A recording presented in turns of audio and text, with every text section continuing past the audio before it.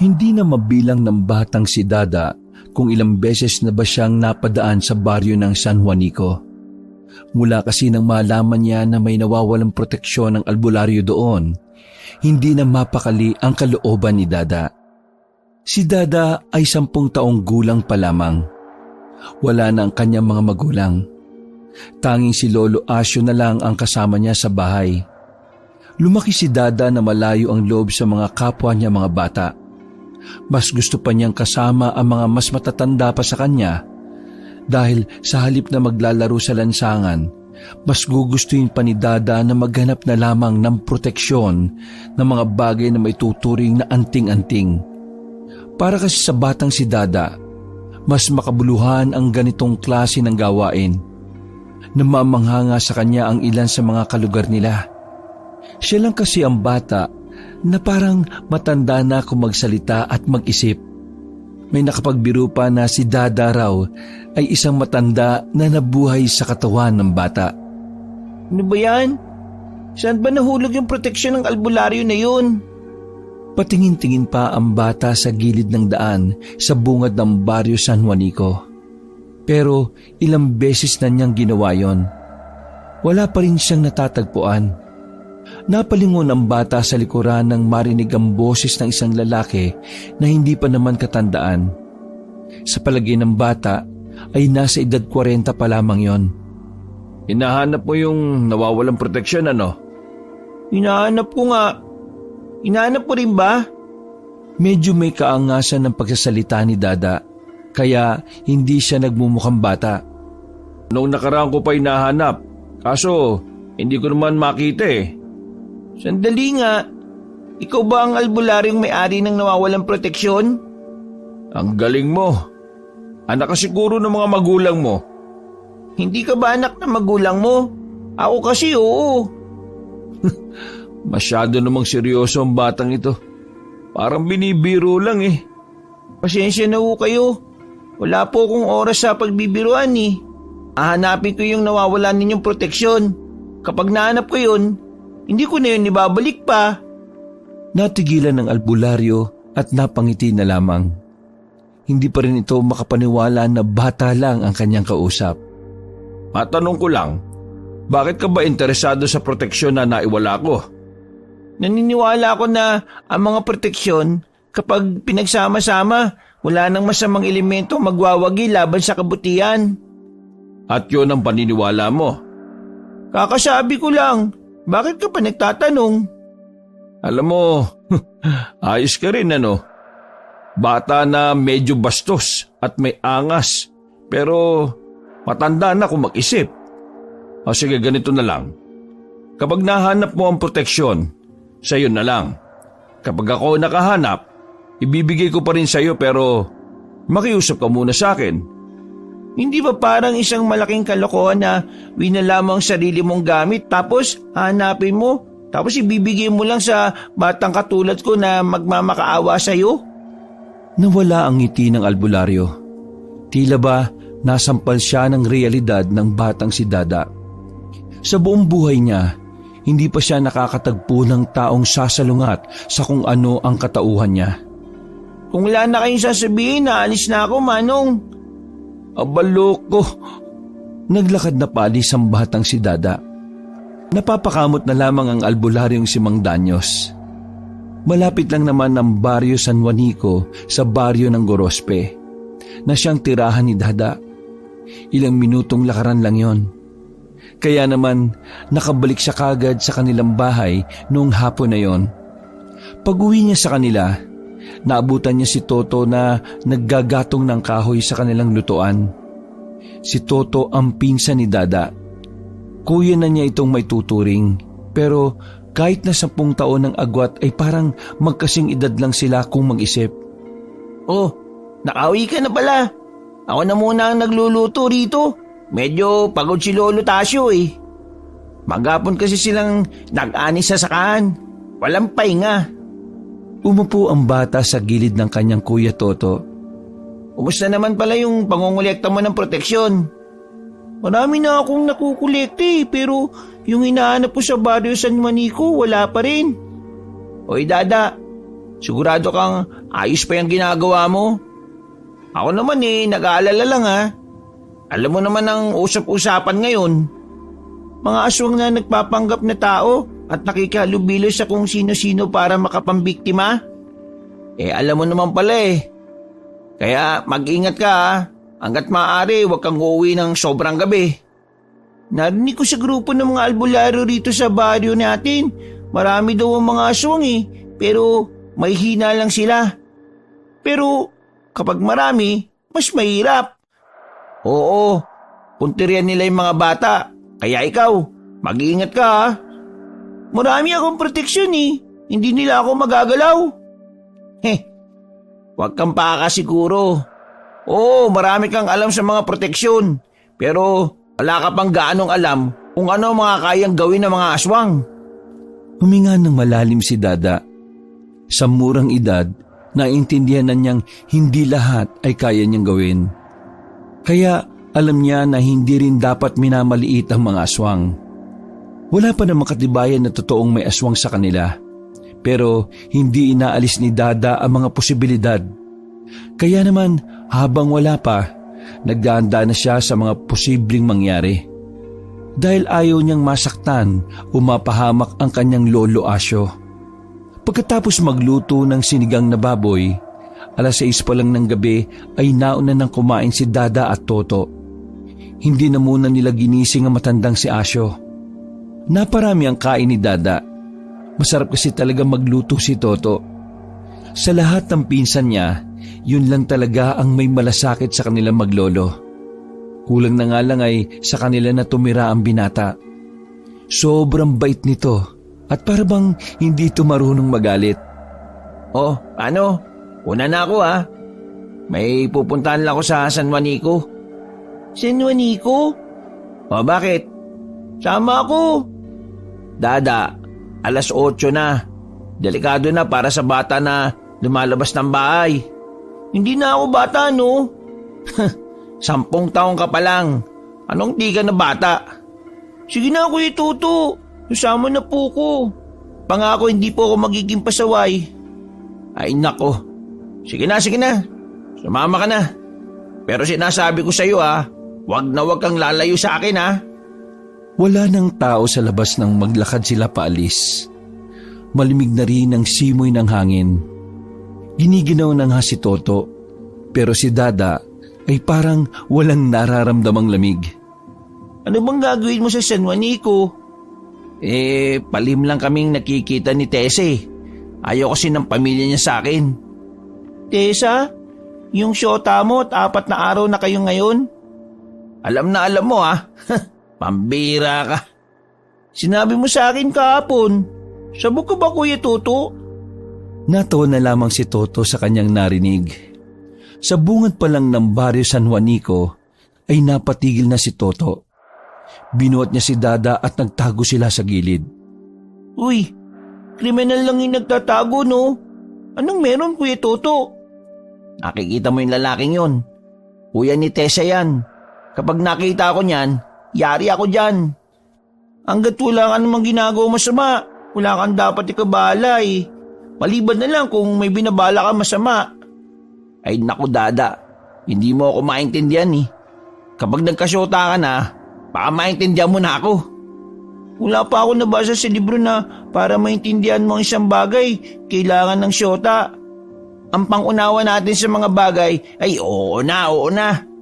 Magpapaliwanag ka na naman Napansin nila na nawala na ang kuya ng babaeng si Tessa.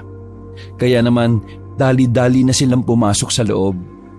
Nakahinga ng maluwag si Toto. Samantalang tahimik lang naman si Dada na pasimpleng hinahanap ang proteksyon ng albularyo. Nasa kalagitnaan na sila ng baryo nang tumigil sila sa tapat ng isang bahay. Pumwesto ang magpinsan sa likuran ng taniman ng mga ampalaya. Nakapagtago sila ng bahagya dahil malago-lago na ang mga dahon doon. Wala bang aswang na makakakita sa atin dito? Sa baryo natin meron, dito wala.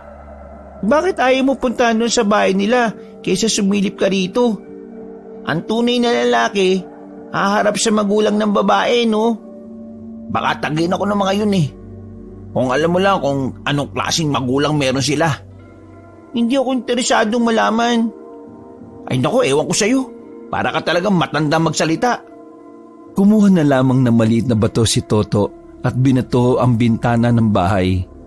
Pero sa halip na ang babaeng si Tessa ang sumilip, ang tatay nito ang dumungaw doon. Gagi, nalinti ka na. Tara, alis na tayo. Binitbit na ni Toto ang bata paalis sa tapat ng bahay nila Tessa. Hingal na hingal si Toto nang ibaba na niya si Dada. Habang nagpapahinga sila sa gilid, isang matandang babae ang napadaan sa harapan nila. Nung una ay kay Toto nakatingin ang taong yon. Pero nang idako ng matanda ang kanyang tingin kay Dada, biglang nanlaki ang mga mata nito. Parang natataranta at hindi alam ang gagawin. Nagmamadali ang matandang makaalis. Hinabol naman yun ni Dada. Hanggang sa makarating na sila sa medyo wala ng kabahayan. Liwanag na lang ng buwan ang nagsisilbing ilaw sa parting yon. Huminto ang matanda nang maramdamang nakasunod ang bata. Masama ang tingin nitong hinarap si Dada. Bakit mo ako sinusundan? Bakit ka tumatakbo? Ano karapatan mo magtanong? Ang ikinikilos mong kainainala ang siyang nagbukas ng karapatan ko para sundan ka at alamin ang dahilan. Dahilan kung bakit ka natataranta. Nagulat ang matanda sa matalinghagang mga salita na binitiwan ng isang bata. Sa puntong yon ay alam na ng matanda na hindi lang basta bata si Dada. Takot ka ba sa akin dahil meron sa katawan ko ang hindi tinatanggap ng katawan mo? Eto ba? Kinuha ni Dada ang isang medalyon na nakaipit sa kanyang bewang. Isa itong medalyon na lumalamig kapag may aswang sa paligid. Ngayong malamig ito, sabihin mo nga sa akin, aswang ka ba? Eh ano ngayon kung aswang ako? Seryoso lang ang mukha ni Dada habang ang matandang yon ay parang galit na galit. Wala akong pakialam. Tinanong ko lang no. Ngayon, alam ko na gumagana ang proteksyon niya ito. Salamat. Alis na ako. Hey! Ano? Naglakad na si Dada na parang wala lang nangyari. Hindi na niya tinangkap ang puksain ng aswang na yon. Dahil una sa lahat, wala naman siyang kakayahan na pumatay ng aswang. Ang mahalaga sa kanya, nalaman niyang totoo ngang may aswang sa kanilang probinsya. Uy, saan ka ba nagpunta? Di ba sabi ko sa iyo, wag na wag kang lalayo sa akin? Ano ka ba naman, Dada? Tao. Taong matigas ang ulo. Ako mayayari kay Lolo Asyo nito kapag may nangyaring masama sa iyo eh. Yung matanda kanina, aswang. Ano? Aswang? Sigurado ka ba dyan? Takot siya sa medalyon na ito eh oh. Kaya oo, sigurado ako. Eh anong ginawa mo? Wala.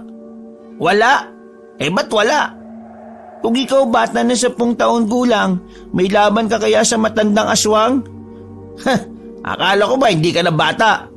Akala mo lang yun. Napailing na lamang si Toto nang mauna nang maglakad ang batang si Dada. Sumasakit ang kanyang ulo kay Dada. Nakabalik na sila sa baryo ng Gorospe. Tahimik lamang ang batang si Dada habang nakatambay sila sa bakuran. Iniisip ng bata na dahil may aswang talaga, hindi malabong malagay rin sa panganib ang buhay ng kanyang lolo. Lalo pat madalas yung umaalis ng bahay, na kung minsan pa nga ay sa bukid na nagpapalipas ng gabi. Kinabukasan ng umaga, kahit na alanganing oras na nakatulog, maaga na namang nagising ang batang si Dada. Nasanay na kasi ang katawan nito sa pagiging maagap sa lahat ng oras. Pagbangon ni Dada ay agad na napadungaw siya sa bintana. Amoy na amoy niya ang adobong baboy na niluluto ng kanyang Lolo Asyo. Sinuot ng bata ang kanyang pudpud ng tsinelas sa kabag tungo sa kanilang bakuran. Apa, gising ka na pala. Mabuti naman at bumangon ka na. Maya-maya lang kakain na rin tayo. Tawagin mo ang Kuya Toto mo pag naluto na ito ha. Malapad ang ngiti ng matanda. Kapag ganun kalapad ang ngiti ng matanda, alam na kagad ni Dada na nakasahod na yon mula sa pagsasaka. Isang sinyalis din kasi na nagkarne sila. Nakakapagbaboy o manok lang naman kasi sila tuwing sasahod na matanda. Lolo, marami pong salamat kasi pinaglulutuan niyo ako ng masarap na pagkain. Abay, siyempre naman. Ikaw ang paborito ko nga pa eh. Kaya dapat lang na lahat ng kakanin mo ay masarap. Nahihiya nga ako kasi minsan lang tayo makapag-ulam ng medyo maayos-ayos eh. Huwag po kayong mayalo.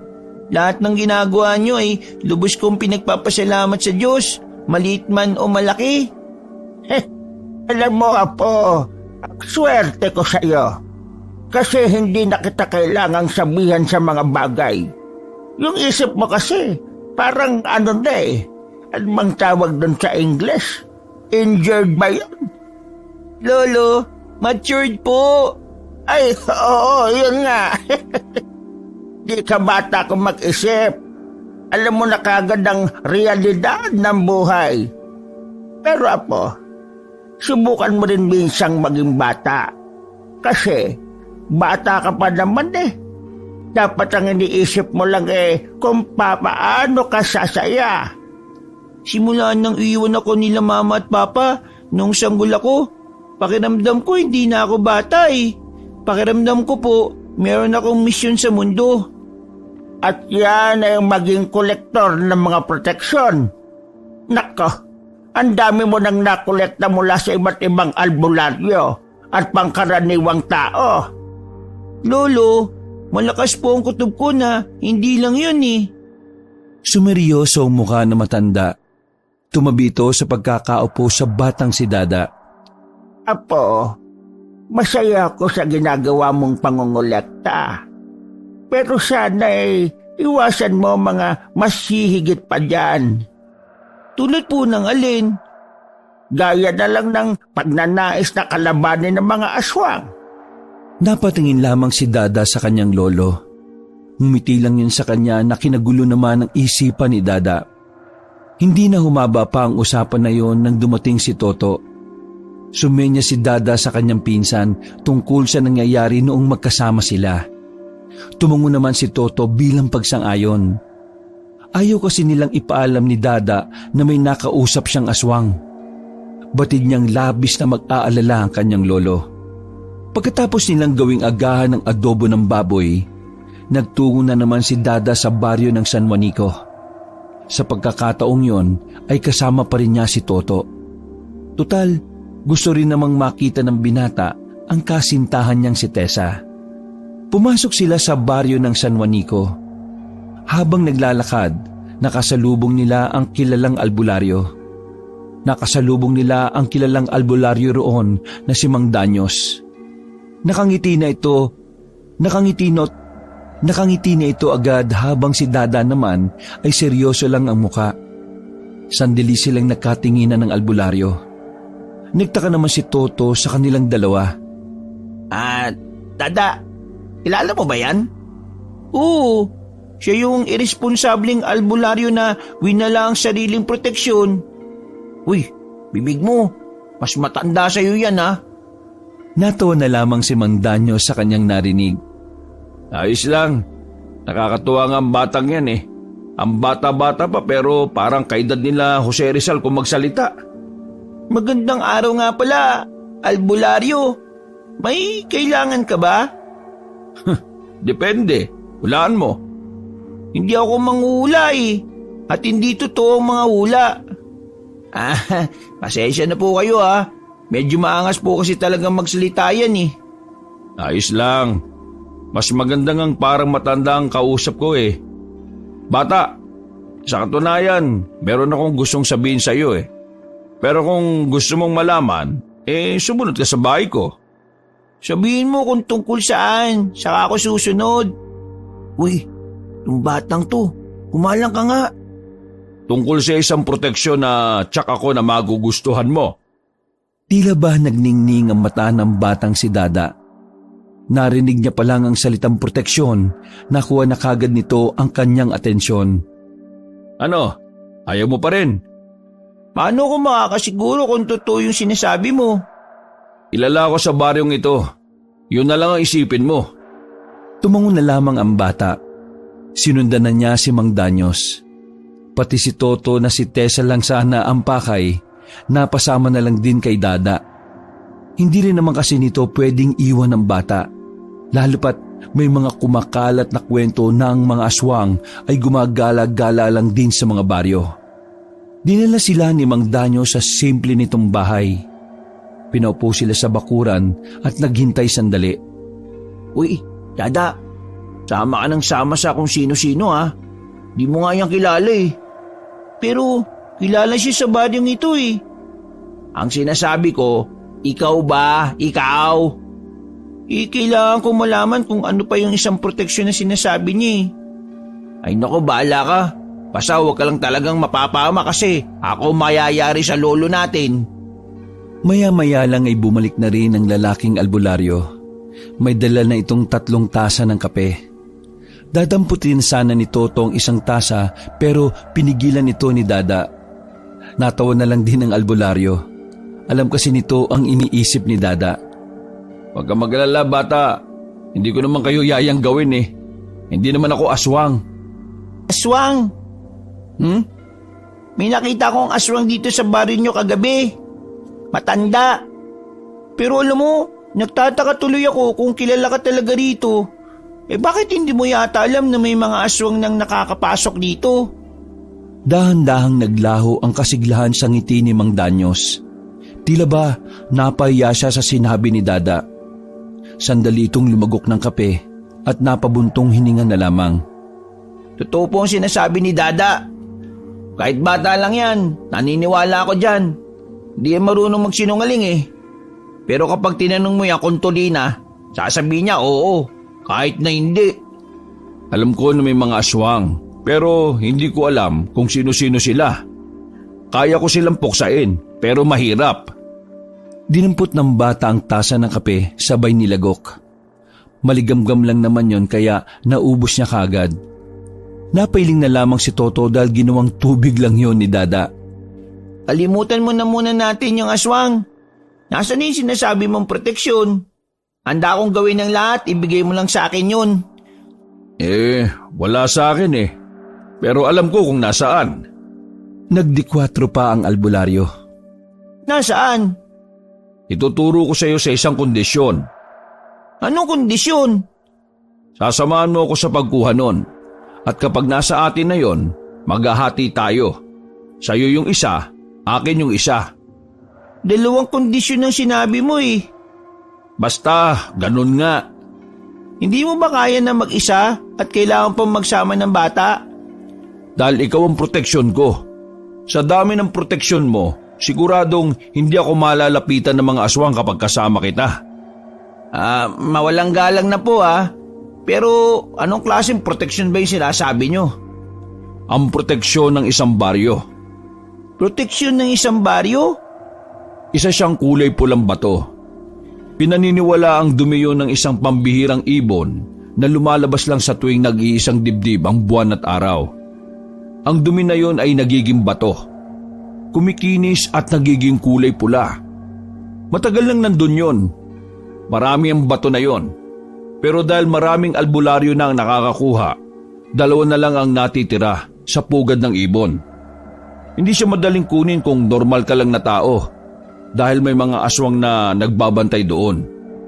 Kung proteksyon ng isang baryo ang bato, ibig sabihin sa isang baryo wala nang makakalapit o kaya makakapasok sa loob. Tama ka, bata. Kung ganun, bakit aswang ang nagbabantay sa mga bato? Diba dapat hindi sila makakalapit? Gagana lang ang proteksyon na yon sa oras na ibabad na yon sa mainit na tubig na may suka at bawang. Sandaling napaisip si Dada. Sa hindi mapaliwanag na dahilan, naniniwala siya na totoo ang proteksyon na sinasabi ng albularyo. Kaya naman, naisipan niyang magandang pagkakataon na yon na mas maprotektahan niya ang kanyang lolo Asyo. Kaya kahit na alam nitong delikado, ay agad na rin itong pumayag sa sinabi ng albularyong si Danyos. Wala nang nagawa si Toto nang umalis na sila ng bakuran ni Mang Danyos. Habang naglalakad, ay pinapagalitan ng binata ang kanyang batang pinsan. Ikaw bata ka, alam mo ba pinapasok mo? May mga aswang kayong pwedeng makalaban. Tapos ikaw, pumayag ka kagad? Hindi mo ba alam na kapag napahamak mahihirapan si Lolo Asyo? Mas mahihirapan siya kapag siya yung napahamak dahil sa aswang. Kuya Toto, malakas ang kutob ko na unti-unting sasakop ang mga aswang. Kumukuha lang sila ng tamang pagkakataon eh. Ay nako, Diyos ko, bahala kang ang bata ka. Kung makaasta ka, alam mo, laki-laking tao eh. Isang sipa lang sa'yo ng aswang, wala ka na. Tapos, nagtiwala ka pa sa albularyo ng San Juanico. Mukha ngang hindi gagawa ng matino yun eh. Magtiwala ka lang sa akin, Kuya Toto.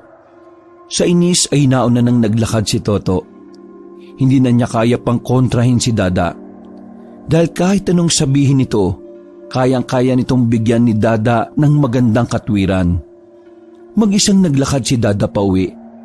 Nadaanan niya ang ibang bata na kasing edad lang din niya. Masaya ang mga yon na naglalaro. Pero kahit na ganon, wala man lang naramdaman na lungkot si Dada. Sa halip ay naiirita pa siya sa mga batang walang alam kundi maglaro lang. Lalagpasan na sana niya ang mga bata nang asirin siya ng mga yon. Paulit-ulit na sinisigaw ng mga bata ang mga salitang, "Dada, matanda." Huminto si Dada at seryosong tumingin sa kanila. Tumigil ang tawanan ng mga bata nang makita ang blankong reaksyon ni Dada. Mga batang walang alam sa nangyayari. Kayo ang unang mapapahamak dahil sa aswang. Pagkasabing yun ni Dada ay nag-iyakan ng mga bata. Takot na takot ang mga yon nang dahil sa aswang na binanggit niya. May ngiti sa labi ni Dada nang magpatuloy siya sa paglalakad. May kakaibang saya talaga sa kanyang kalooban kapag napapaiyak niya ang kapwa niya bata. Nang umuwi na siya sa bahay, inabutan niya si Lolo Asyo na nagwawali sa kanilang bakuran. Tahimik lang yon. Hindi alam ng bata kung may problema o may nangyari. Kaya naman nagtanong siya sa matanda para matigil na ang kanyang pag-iisip. Lolo, may dinadamdam po ba kayo? Problemang iniisip? Tumigil ang matandang si Asyo sabay upo sa lamesa. Apo, yan na ba talaga ang gusto mo? Sa tanong pa lang na yon ay alam na niya kagad na nagsumbong na si Toto. Palagay ko, ito po yung mission ko eh. Kaya ganito ko kumilos at mag-isip. Palagay ko po, doon ako nakatada na eh. Ano bang sinasabi mo? Ang sinasabi ko ay yung shirt mo. Butas kasi yan eh. Lulusot ang toy-toy mo dyan eh. Buti sana kung nakabrief ka. Natameme si Dada. Sa kabilang banda ay nagpapasalamat pa rin siya sa kanyang kuya Toto. Kahit nagalit ito sa kanya, ay hindi pa rin siya nilaglag. Malungkot ako kasi gusto kitang bilhan ng bagong shirt. Pero ayaw mo naman. Ayos lang naman po sa akin na mamugan ng tuy-tuy ko, Lo. Magtabi na lang po kayo ng pera para sa mga gamot po ninyo. Nako, talaga ito nga pa ka. Niyakap na matanda si Dada ng mahigpit. Ramdam na ramdam ng bata ang kapayatan na ng kanyang lolo. Yun ang dahilan kung bakit kahit bata pa lang, gusto niyang protektahan ng matanda. Para kay Dada, isang gintong may tuturing si Lolo Asyo na higit pang mas mahalaga sa lahat ng bagay. Malamig, mahamog at tahimik ang paligid ng mga gabing yon. Nasa loob na ng bahay si Mang Asyo habang si Dada naman ay nasa kanilang bakuran pa. Nagsisiga siya ng kahoy para kahit papaano mainitan ng kanyang lolo sa loob ng bahay. Habang abala siya sa ginagawang panggatong, narinig ni Dada na merong tao sa gilid ng mga halaman. Nung una ay hindi niya muna ito pinansin. Nagkunwari siyang walang alam at nagpatuloy lang sa ginagawa. Pero maya-maya, bigla na lamang may napahiyaw na matandang babae. Mula sa kadiliman ay binunyag na matanda ang kanyang sarili. Kamot yun ng kamot sa iba't ibang parte ng katawan. Namukaan yun ni Dada. Yun ang matanda na hinabol niya nung una. Tinigil ni Dada ang ginagawa at lumapit sa matanda.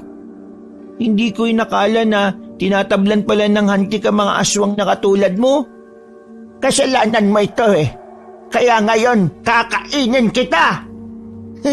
Matanda na rin ang lolo ko, pero hindi naman ganyang kalakas ang loob niya kapag alam niyang delikado siya. Ha? Anong sinasabi mo? Humanda ka sa akin. Nasa aktong papasok na sa bakuran ng matandang babae, pero napabalik agad ito sa labas nang makaramdam ng kakaibang panginginig ng katawan. Anong nangyayari? Hindi ka makakalapit sa amin, no? Puno ng proteksyon ng bahay namin eh. Manang, hindi po basta bata ang kaharap ninyo. Isa po akong kolektor ng mga proteksyon. Tila ba kinagulat yon na matanda? Hoy, aswang! Langya ka! Pinahabol mo pa ako! Napalingon sa kanan si Dada at nakita niya roon si Mang Danyos na may hawak na itak. Mabilis namang tumakbo ang aswang para bang hindi matanda. Hinabol ng albularyo ang aswang. Sumunod na rin doon si Dada. Sa kasamaang palad, hindi na naabutan ni Mang Danyos ang aswang. Dismayado ang albularyo nang abutan nito ni Dada. Pambirang buhay talaga ito. Nakatakas pa. Ikaw naman, nasa harapan mo na, hindi mo pa hinuli. Kung alam ko lang sanang huliin siya, pati ikaw sana sinabay ko ni. Aba, matabil talagang dila ng batang to ha. Teka, handa ka na ba bukas ng gabi? Handa na po ko. Siguraduhin mo lang na 2 bato na makukuha natin ha, kasi kailangan din yun ng baryo namin eh. Oo naman. Wala ka bang tiwala sa kilalang albularyo ng San Juanico? Wala. Naglakad na lamang pabalik ang batang lalaki. Napapailing na lang ang albularyo sa kanya. Kinabukasan ng umaga, usap-usapan na ang matandang aswang sa kanilang baryo. Hindi lang pala kina Dada tumambay ang matandang yon. Kung saan-saan pa palang parte ng baryo Gorospe yon ng gulo. Wala namang nasaktan sa mga tao. Pero sapat na yon para maalarma ang mga taga Baryo Gorospe. Ayan ang sinasabi ko sa inyo, Toto at Dada. May aswang na talaga sa baryo natin. Dinig niyo yung kwentuhan sa labas. Aswang daw ang matandang nagpagala-gala kagabi. Muntikan pa nga raw mapatay ng mga lasinggero sa kabilang strito eh. Nakaw, hindi na talaga ligtas ang Gorospe. Lolo, ano naman bang ginagawa ng pamunuan natin dito? Ayun, nagsasagawa na sila ng investigasyon. Abang wala pang nahuhuling aswang, hindi rin muna nagpapapasok sa baryo ng hindi nila kilala. Para yun makaiwas tayo sa pagpasok ng mga aswang. Maraming aswang, Lo. Marami sila. Kaya dapat handa din ng mga tao. Marami. Saan mo naman nakuha ang impormasyon na yan, Apo, ha? Sa balita po. Sa balita? Wala naman tayong TV at radyo, ah. Sa balita po ng mga chismosa. Nakahinga ng maluwag si Toto. Buong akala niya ay aamin na si Dada na may alam ito sa mga aswang. Ay, nako ka. Loko-loko ka talagang bata ka. Ang mabuti pa kumain na kayo ng marami at mamaya aalis tayo. Gusto kong maligo sa ilog, kaya samahan niyo ako, ha? Oh, narinig mo, Dada. Kasama ka. Kasama ka. Kasama ka. Hindi ako bingin, oh. Inuulit ko lang kasi baka magkaroon ka na naman ng dahilan eh. Nang sumapit ang tanghali ay nagtungo na sila sa ilog. May mangilan-ngilang tao ang naroon. Pero pumwesto sila sa bandang malayo. Habang naliligo sila, bigla na lang tumungtong ang kanilang lolo sa malaking bato. Uy, anong ginagawa niya? Tinitingnan kung may babaeng naliligo sa kabila. Manyaki si Lolo. Konti lang. Teka, bakit mo ba ako kinakausap, bata ka? Galit nga pala ako sa'yo. Para kang bata. Napangisi na lamang si Toto. Sa mga nakalipas pang mga sandali ay may mga nagdatingan pang ibang tao. Karamihan sa mga yon ay babae. Lalapit sana mga yung kina Dada pero bigla na lang yung nagsitigil. Parang natatarantang lumiko sa kaliwa. Sayang! Bakit sila umiwas? Kuya Toto, aswang yung mga yun. Paano ko naman nakasiguro? Pinahawak ni Dada ang medalyon na nakatali sa kanyang bewang. Nagtaka ang lalaki na mapagtantong mas malamig pa ang medalyon kaysa sa tubig. Uy, bakit ang lamig? Kasi nga may aswang. Ayun oh, lahat yan. Kaya sila umiwas kasi natakot sila. Ay, ano ba pinag-uusapan nyo? At bakit kayo nagbubulungan, ha? Ay, wala lo. Si Dada po kasi tigas tuy-tuy dun sa mga sexy. Ay, nako apo. Pagpatuloy ka muna, no? Supot ka pa! Habang nakalublob sila sa tubig, ay pasimpleng inobserbahan ng bata ang mga nasa kabilang dako. Napapansin din ni Dada na tumitingin-tingin din sa kanila ang mga yon. Iba na ang kutob ni Dada. Nababahala na ang bata dahil napupuna nilang dumarami na ang aswang sa baryo nila. Ang nakakabahala pa roon, parang wala man lang pangamba ang mga aswang. Normal lang silang nakikihalubilo sa mga tao. Kahit na gustong-gusto pa ni Lolo Asyo ang tumambay sa ilog, wala na itong nagawa ng umahon na agad si Dada at si Toto. Nagmamadaling umuwi ang dalawa. At nang makapagbihis, walang pagdadalawang isip nilang tinungo sa San Juanico si Mang Danyos. Oh, bakit ang aga mo namang bata ka? Sabi ko gabi pa tayo. Ang daming aswang. Ha? Ay, Mamang Albularyo, kagagaling lang kasi namin sa ilog eh. Merong dumating na maliligo rin. Tapos, bigla silang nataranta pagkakita nila kay Dada. Eh sabi po kasi nitong si Dada aswang daw ang mga yun. Kailangan na natin silang patayin. Baka manakit sila eh. Hindi, wag muna. Ha? Bakit hindi? Kapag inalarma natin sila, baka mahirapan tayo mamayang gabi. Ang mga aswang na yan ay marunong ding gumante. Mas malala pa nga eh. Ay, ganun ba? Hayaan mo lang sila para hindi sila makalata na pupuntahan natin ang bato na proteksyon. Sasama ka talaga mamaya, Dada. Alam mong delikado yan, ha? O bakit iho?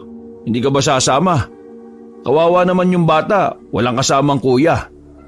Nagkatitigan si Toto at Dada. Nagulat si Toto nang makita niyang parang nagmamakaawa ang mga mata ni Dada sa kanya. Oo na. Kainis naman, oh. Ayos. Umuwi na lamang muna si Dada at Toto sa kanila nung oras na yon. Nagpalipas lang sila ng oras. Pagsapit ng 6:00 ng gabi, sabik na si Dada sa kanilang lakad. Lolo Asyo, punta lang sana kaming maisan. Manghuhuling gagamba. Gagamba? Anong gagamba? Para saan? May kakilala kasi ako sa Maynila, Lo. Bumibili sila ng mga gagampang pangsabong. Mahal daw bilhin kaya gagawin ko ng sideline. At isasama mo pa itong batang ito? Di ba po, Lon, sabi nyon, dapat minsan maranasan ko rin ang maging bata. Lolo, ito na po yun. Oo nga, no? Napapailing na lamang ang matanda at naglakad na rin paalis ang magpinsang Dada at Toto. Mabilis ang kanilang lakad sa pagkabahalang baka may makasalubong silang aswang.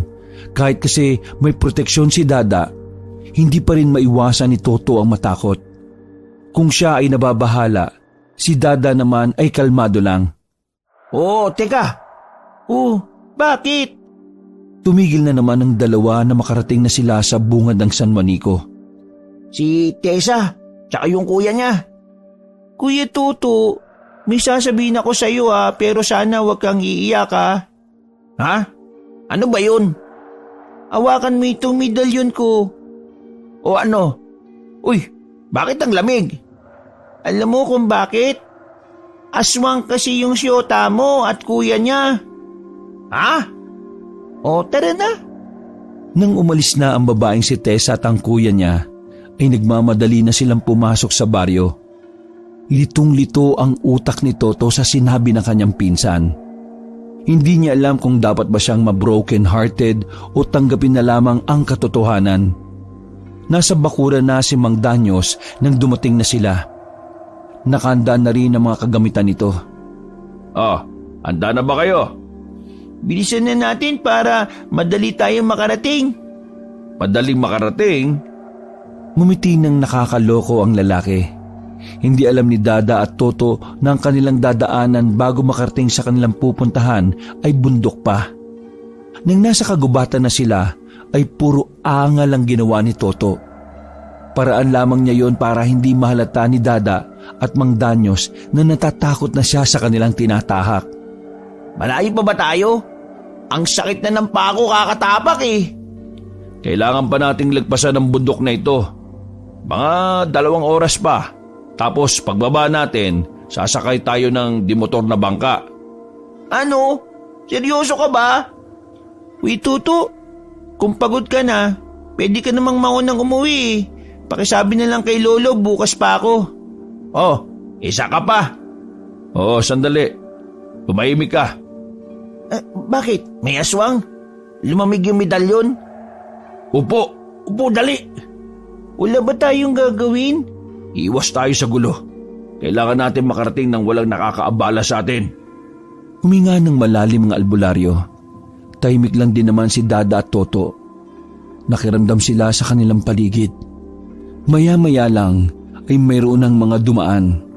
Sigurado sila na aswang yon dahil sa mga bitbit nito mga tao na walang malay. Anong gagawin nila sa mga dala nila? Kakainin? Oo, pwedeng gawin nilang handa yan para sa isang okasyon. Masyado kasing marami mga dala nila. Sa puntong iyon, hindi maintindihan ni Dada ang bigla na lang na pagkabuhay ng kaba. Lumulunok siya ng laway. Parang sa kanya lang din naramdaman na isa rin pala siyang bata. Isang batang marunong ding matakot. Nang makaligpas na ang mga aswang, ay saka lamang sila nakahinga na maayos. Kung makikita lang nila ang mukha ni Toto, ay makikita nilang namumutla na yon. Pinigilan kasi ng binata ang paghinga. Mukhang kailangan natin sa kabila dumaan. Huwag dito. Sa kabila? Galing na tayo doon ah. Kesa naman dito. Nakita mong dyan din sila duman, di ba? Gusto mo ba maging sisig nila? Hindi na nakapagsalita pa si Toto. Sumunod na lang silang dalawa ni Dada sa albularyo. Nagawang makaiwas ng 3 sa panganib na sana ay dadanasin nila sa mga aswang. Si Dada, sa halip na makaramdam ng sobrang takot, habang tumatagal ay parang mas lalo pa siyang nasasabik. Kapag kasi nakuha na niya ang pulang bato, yun na ang pinakamagandang proteksyon na makukolekta niya. Pababa na tayo ha. Mag-ingat kayo sa daan. Baka may maapakan kayong tuyong dahon at madulas kayo pababa. Tandaan nyo, kapag nahulog kayo dyan, ang bagsak nyo sa langit. Dinungaw pa ni Dada at Toto ang bangin na nasa gilid nila. Malakas pa ang hangin ng mga sandaling yon, kaya medyo kabado rin sila. Mamamatay ba talaga tayo dito kapag nahulog tayo? Kuya Toto, malalaman mo lang yan kapag sinubukan mo. Tama ang bata. Makalipas ang halos 2 oras, bumaba na sila sa paanan ng bundok. Kaunting lakad lang, nakarating sila sa isang dalampasigan. Napakamot na lamang sa ulo si Toto. Seryoso ka pala sa sinasabi mo kanina? Seryoso lahat ang sinasabi ko, no? Halika kayo, sumunod kayo at manghihiram tayo ng bangka. Naglakad sila ng kaunti at narating naman nila ang bukod tanging bahay na naroon. May kahabaan ng kubo at mula sa labas, maririnig ang mga tao na nasa loob. Maya-maya lang, isang matandang babae ang nagbukas ng pinto at kinausap si Mang Danyos. Hindi na naririnig nila Dada ang usapan ng dalawa dahil halos magbulungan lang ang mga yon. Nasa halos 5 minuto yata ang usapan bago yun natapos. Ayos, pinayagan tayong mahiram yung bangkang dimotor. Sino sila? Yung matandang nakausap ko, kaibigan ko noon pa. Yung mga nasa loob naman, mga anak niya. Huwag ka mag-alala, Dada. Hindi sila masasamang tao. Wala naman akong sinasabi. Akala ko lang syota mo yung matanda. Natawa na lamang ng malakas si Mang Danyos. Mga ilang sandali lang din ay nakasakay na rin sila sa bangka. Nakikita niyo yung islang yon. Doon tayo pupunta. Nasa kagubatan niya ang 20 bato na natitira. Tumango-tango lang ang batang si Dada, pero sa kaloob-looban niya ay walang paglagyan ang kanyang pagkasabik. Nasa 20 minutos ang paglalayag nila sa laot. Paglapag ng kanilang paa sa lupa, dito na nagsimulang mabalot ng kilabot ang tatlo. Kararating pa lang kasi nila, nakarinig na kagad sila ng taong sumisigaw na nagmumula sa kagubatan. Hindi malabong yung sumisigaw nagbalak din kunin yung pulang bato. Kaya tayo, mag-iingat. Hanggat maaari, huwag tayo magpapahuli. Kailangan matanaw natin ang pugad na kinalalagyan ng 20 bato. Teka, di ba sabi mo si Dada ang proteksyon mo?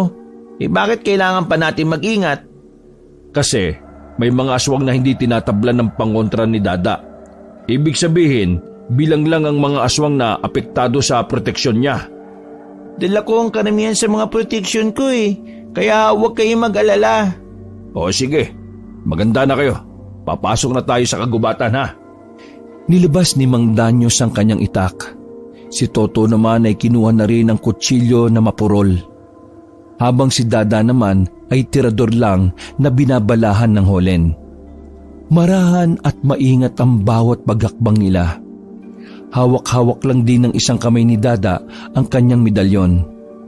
Habang palayo sila ng palayo sa dalampasigan, palamig ng palamig ang medalyon. Isinuot na rin ng bata ang iba't ibang pangkwintas na proteksyon. Sa pamamagitan nun, hindi sila malalapitan ng mga aswang. Pero hindi kampante ang bata. Alam niya na tama ang sinabi ni Mang Danyos. Sandali lang, may ibang mga tao.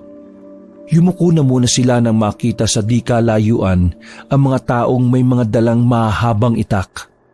May dala rin pa na ang iba. Habang ang mga nasa likuran naman ay may mga dalang malalaking sulo. Mga taga-kabilang bundok. Kilala mo sila? Hindi, pero alam ko na mga taga-kabilang bundok palaging nandito. Pero ni isa sa mga nanggaling doon, hindi nagtatagumpay. Napapatay sila ng aswang? Oo, pero hindi pa rin sila nadadala Palagi silang nandito. Ewan ko ba sa mga yan? Kung sila napapatay, ano pa kaya tayo? May pagkabahala sa mahinang boses ng binata. Sa isip-isip nito ay ayaw niya pang mamatay hanggat hindi niya pa nakakausap si Tessa. Wala silang diskarte, Kuya Toto. Tama. Ang galing talaga nitong batang to. Diskarte. Yun ang gagamitin natin. Huwag ka kasing mag-alala. May dala-dala akong proteksyon ng malupit. May proteksyon ka pa? Oo, yung nawawala na hindi naman totoong nawawala. Sinabi ko lang nawawala para magtagpo yung landas nating 2 bata. Tatawa pa sana si Mang Danyos, buti na lamang ay natakbang kagad ni Toto ang bibig. Hindi na lang nagsalita ang batang si Dada.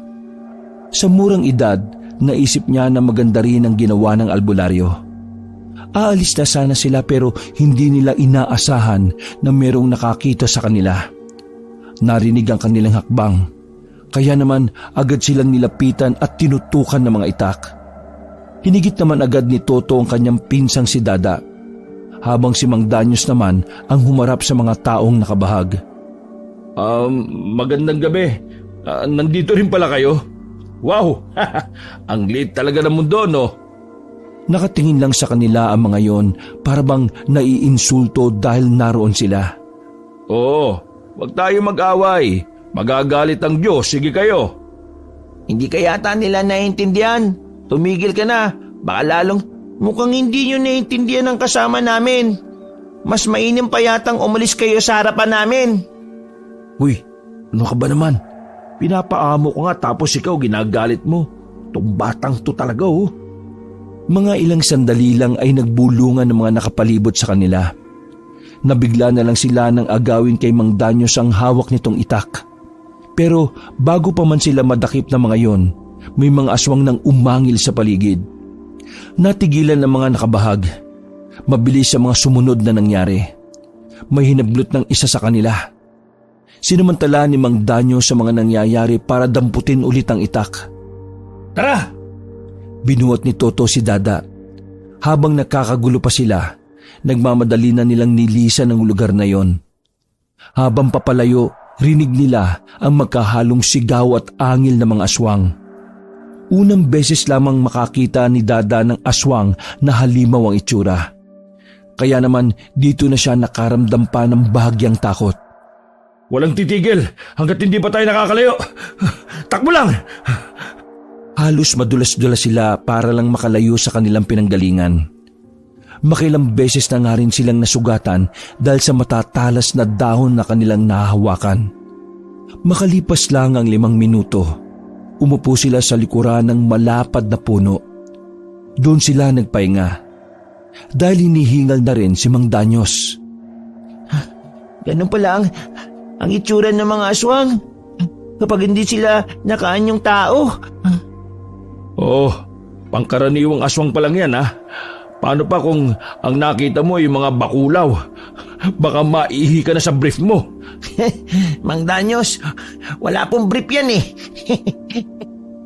Pansamantala silang tumigil sa pwesto na yon. Kinuha ni Mang Danyos ang daladala niyang tubig na pinatakahan ng kalamansi. Oh, gusto nyo? Salamat na lang. Saan ang kinaroroonan ng pulang bato? Doon. Tinuro ni Mang Danyos ang malawak na sagingan. Sa gitna ng sagingan ay may maliit na burol. Naroon daw sa tuktok ang sinasabing proteksyon na mapapakinabangan ng isang baryo. Ayun na ang burol. Nasa tuktok niya. Makinig kayo sa akin ha. Ganito ang gagawin natin. Dinukot ni Mang Danyos ang isang kwintas. Wala yung pendant. Parang yari lang siya sa manipis na pilak. Ito ang proteksyon na sinasabi ko, Dada. Ang tawag dito, laho. Kapag sinuot ito ng isang tao, hindi siya makikita ng mga aswang. Invisible ang epekto niyan? Hindi. Mawawala lang tayo sa paningin ng mga aswang. Pero sa paningin ng tao, hindi. Hindi talaga nila tayo mapapansin. Wag na wag lang kayong bibitaw sa akin. Dahil lahat ng didikit sa akin ay maapektuhan itong proteksyon na ito. Hanggang ilang minuto ang itatagal? 7 minuto lang. Kaya dapat susuotin lang natin itong kwintas na ito kapag sobrang lapit na natin sa pugad. Para hindi masayang ang oras. Nasa pugad kasi ang mga nagbabantay na aswang. Dada, papasan na lang kita sa balikat ko. Ako naman, hahawak kay Mang Danyos. Yan, tama ang naisip mo. May naambag ka rin sa wakas. O sige, tara na. Pinasa na ni Toto ang batang si Dada. Pagdating nila sa sagingan, sinuyod muna nila ng tingin ang paligid. Wala silang makitang aswang, pero grabe ang paglamig ng medalyon. Sa tingin ko, aabot naman ang epekto ng laho kung dito na tayo magsisimula. Pero kailangan natin tumakbo. Hindi tayo pwedeng tumakbo. Maririnig nila ang yabag ng mga paa natin. Kahit hindi nila tayo nakikita, nararamdaman nila tayo. Kaya kailangan nating magdahan-dahan. Kapag nasa kalagitnaan na tayo, saka ko susuotin ang kwintas. O ano, handa na ba kayo? Handa na ako. Pagakbang pa lang nila ay nautot ang batang si Dada. Pero dahil hindi sila pwedeng magingay, tiniis na lamang ni Toto ang baho nun. Palapit pa lang sila sa parting gitna ng sagingan nang biglang may isang lalaking nasa gilid. Nakatayo yun at napalingon sa kanila. Patay na! Aswang! Mabilis na tumakbo ang aswang palapit sa kanila. Tinagaan ni Mang Danyos ang aswang. Tinitira naman ni Dada ng tirador ang aswang. Nagawa nilang pabagsakin ang aswang, pero bago yun nawalan ng malay, umalulong na parang aso ang aswang. Nagtatawag siya ng kasama. Kailangan na natin magmadali. Mabilis na nakarating ang mga aswang sa sagingan. Buti na lang, bago sila makita ng mga aswang, ay sinuot na ni Mang Danyos ang kwintas ng laho. Nakahinga sila ng maluwag. Nasa harapan lang nila ang mga aswang pero takang-taka ang mga yon kung bakit bigla na lamang silang nawala. Senyasan lang silang tatlo. Inamoy-amoy naman ng mga aswang kung saan sila napunta. Pero maging ang amoy pala nila ay naglaho rin. Pag-alis ng mga aswang ay nagmamadali na ang tatlo. Mabilis ang kanilang lakad paakyat ng burol. Wala pang 2 minuto ay nasa tuktok na sila. May maliit na kuweba na naroon. Agad nilang inilawan at ilang sandali lang nakita na nila ang isang malaking pugad. Naroon ang isang bato na kulay pula. Walang ya. Bakit isang bato lang ito? Paano tayo maghahati? Pwede mang kunin mo kaysa pagtalunan natin kung kanina mapupunta. Isa na lang yan eh. Mamaya na tayo magdesisyon. Uy, makautos tong batang to. Kala mo matanda na eh. Kinuha na agad ni Mang Danyos ang batong pula at sinilid sa kanyang bag. Sa pagkakatansya ni Mang Danyos ay may natitira pa silang 2 minuto para makaalis. Kapag naubos na yon at naroon pa sila, malamang sa malamang makikita sila ng mga aswang. Wala silang sinayang na oras. Tumakbo sila pababa ng burol. Nadaanan nila ang mga aswang kaya medyo bumagal sila. Nang papalis na sana sila sa sagingan, bigla na lang nawala ang bisa ng kwintas. Sabay-sabay na napalingon ng mga aswang sa kanila. Nalintikan na tayo! Takbo! Karipas ng takbo ang tatlo para silang mauubusan ng lupa sa sobrang pagmamadali. Ang kaso, sa kasamaang palad, nahablot ng mga aswang si Mang Danyos. Nakakapit ang albularyo sa katawan ng saging. Sa halip na tumakas, nagawa pa talagang bumalik ng magpinsang Toto at Dada. Nakapaggilahan si Toto habang si Dada naman ay muntik-muntikan ng malaglag sa pagkakapasan. Napilitan na lamang bumaba si Dada. Matapang nitong tinindigan ng mga aswang. Tinaas nito ang damit at sakay pinakita ang medalyon. Naglayuan ang ilan sa kanila. Tumayo naman kagad si Mang Danyos. Tinutukan niya ang mga yon ng itak. Habang si Dada naman ay nanatili pa ring nakatayo sa harap ng mga aswang. Hindi pa yun naalis sa kinatatayuan kung hindi hinila ni Toto. Hindi sumunod ang mga aswang sa kanila. Para bang nagkaroon ng trauma ang mga aswang na yon nang makita ang medalyon. Nakaramdam ng kaunting pagkamangha si Mang Danyo sa bata. Hindi niya akala na makakakolekta ang batang yon ng malakas na proteksyon. Nakalayo sila sa burol at sa sagingan. Tuwang-tuwa ang albularyong si Mang Danyos. Kaso, ang problema nila, isa lang ang pulang bato. Salungat sa inaasahan nila na dapat ay 2. Huminto sila sa ilalim ng punong sampalok. Kinuha muli ni Mang Danyos ang pulang bato. Huminga ng malalim si Mang Danyos. O bata, anong gagawin natin dito? Isa lang pala itong pulang bato na ito. Hindi ko rin naman alam na may nakakuha na pala ng isa. Di biyakin natin sa gitna. Naku, hindi yan pwede. Mawawalan ng bisa ito. Paano nga yan? Di isang baryo lang ang mapoprotektahan yan. Kailangan ko ito dahil sa baryo namin maraming aswang. Tsak ako na lulusob sila sa amin, gaya ng matagal na nilang pinaplano. Kung gano'n naman pala sige, sa iyo na yan. Uy, balo ka ba? Alos mamatay-matay tayo tapos isusuko mo lang ng ganyan yung pinaghirapan natin. Ayos lang yun, Kuya Toto. Hahanap na lang ako ng ibang proteksyon para kay Lolo. Para sa lolo mo? Opo, para sa lolo ko. Yun ang dahilan kung bakit ako nangongolekta ng mga proteksyon eh. Dating manunugoy si Lolo Asyo. Sa pagtanda niya, alam ko na isa siya sa gagantihan ng mga aswang. Kapakanan ng lolo namin ang dahilan kung bakit 7 taon pa lang yan, nangongolekta na yan ng iba't ibang proteksyon. Mahal na mahal niya ang lolo namin eh. Kaya niya ginagawa ang lahat ng ito para sa lolo namin. Tila ba nahabag ang kalooban ni Mang Danyos? Nakaramdam siya ng paghanga sa bata. Dahil sa murang edad, marunong na itong magpahalaga sa buhay ng mahal nito. Sige. Iyon na nga lang to. Nilagay ng albularyo ang pulang bato sa palad ng bata. Pero sabi mo, baryo nyo ang lulusobin ng mga aswang, di ba? Marami kaming albularyo. Kahit papano kakayanin na naming lumaban. Ikaw, hindi lahat ng proteksyon mo kaya kayong iligtas, lalo na kapag marami na sila. Pero yung pulang bato, makakatulong yan. Basta sundin mo ang proseso. Magtusok ka lang ng malaking kawayan na lagpas hanggang bubong ng bahay. Tapos, ilagay mo sa tuktok yung pulang bato. Sa oras na matanaw yan ng mga aswang, matatakot na mga yan na pumasok sa baryo ninyo. Hindi kita pinipilit ha. Hindi rin ako nagmamakaawa. Usang desisyon mo yan. Pero sige, tatanggapin ko.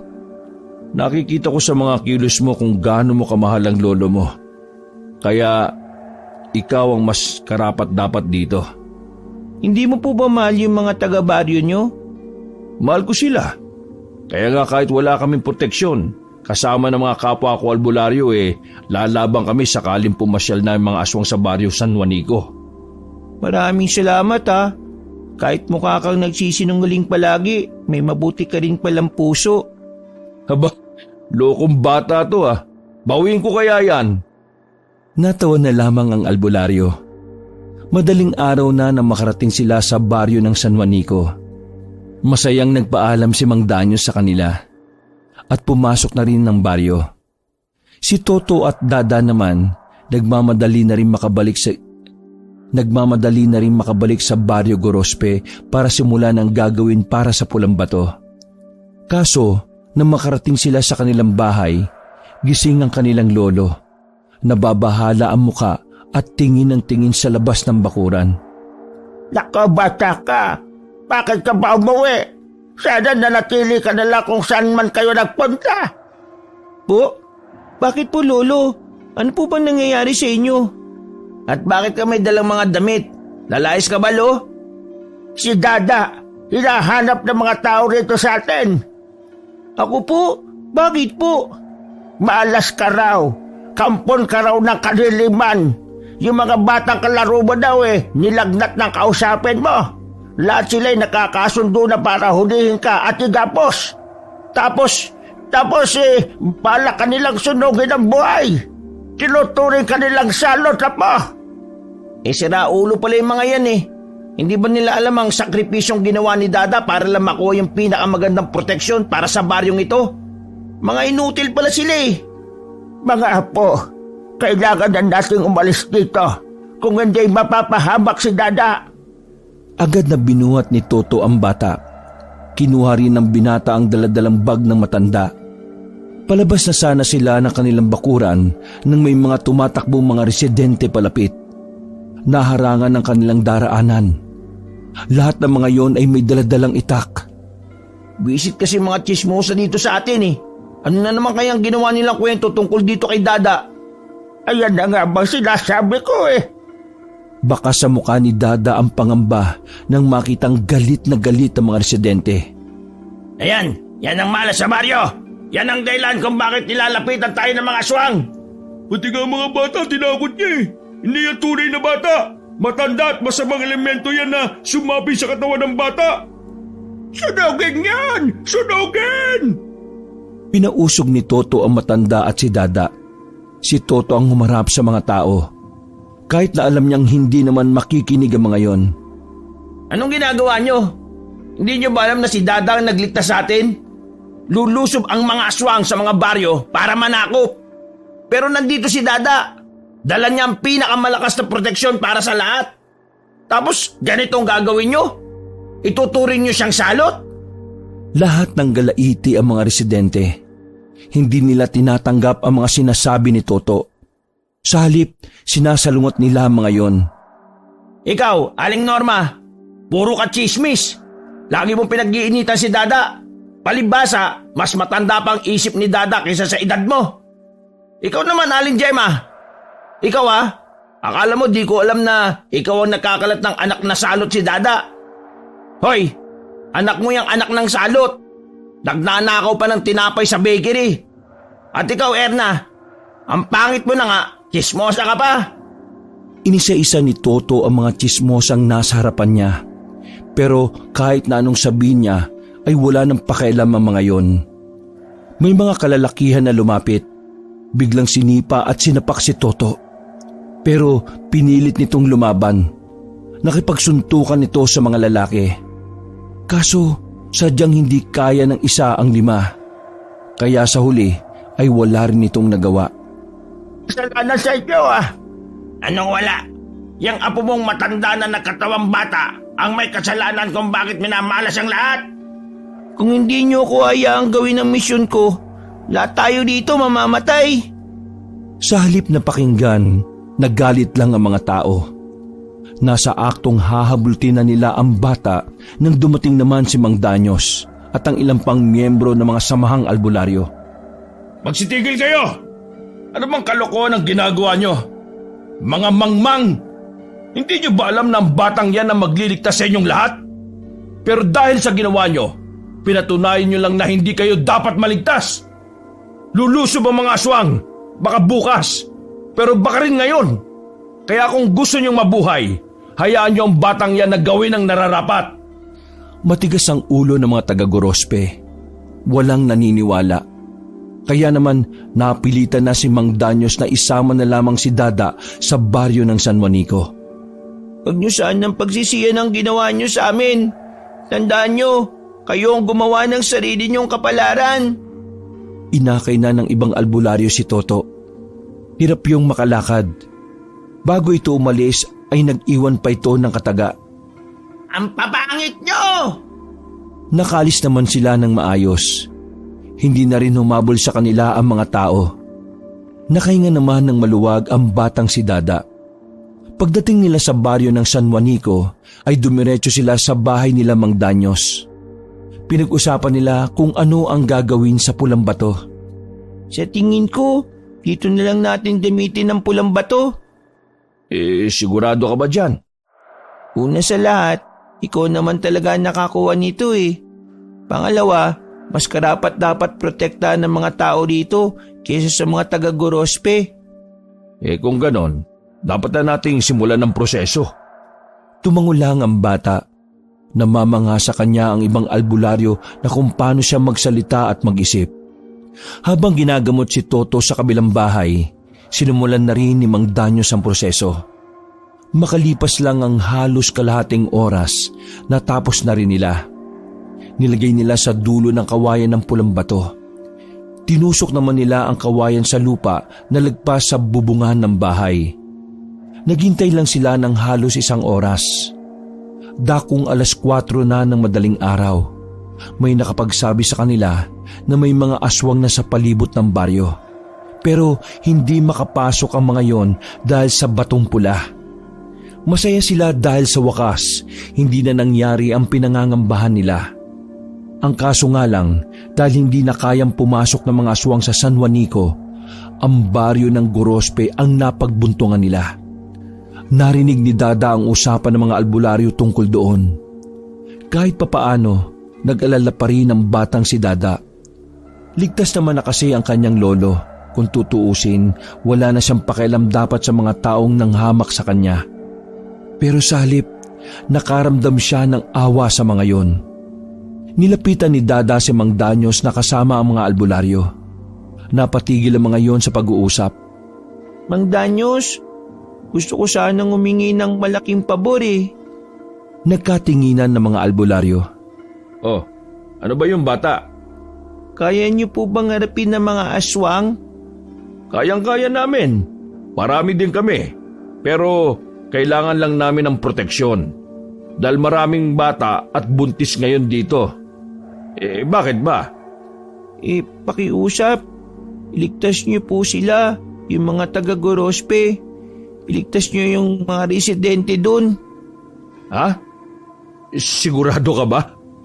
Tingnan mo yung ginawa nila sa pinsan mo. Hayaan mo siya. Basta sana iligtas niyo sila. Nakikiusap ako sa inyo. Lolo Asyo, iba rin talaga itong apo ninyo, Napakabuting bata. Dahil dyan, sige, ililigtas namin sila. Mga kasama! Agad na kumilos sa mga albularyo. Tinawag na rin nila Mang Gorospe ang iba pang kalalakihan sa baryo San Juanico para tumulong. Umatake nga ang mga aswang sa baryo ng Gorospe. Pero nang dahil sa tulong ng mga albularyo, nagawa nilang talunin ng mga aswang. Masaya ang batang si Dada. Sa murang edad niya ay naintindihan din niya na dapat maging mabuti pa rin sa mga taong ayaw sa kanya. Nakamit ang kapayapaan. Nawala ang mga aswang at sa baryo San Juanico na rin tumira ang iba pang residente ng Gorospe. Masaya rin naman si Toto. Hindi pala totoo na aswang ang pamilya ni Tessa. Niloko lang siya ng batang si Dada para makapag-focus sa kanilang misyon. Nang matapos ang kaguluhan, nagpatuloy pa rin sa pangungulekta ng proteksyon ang batang si Dada.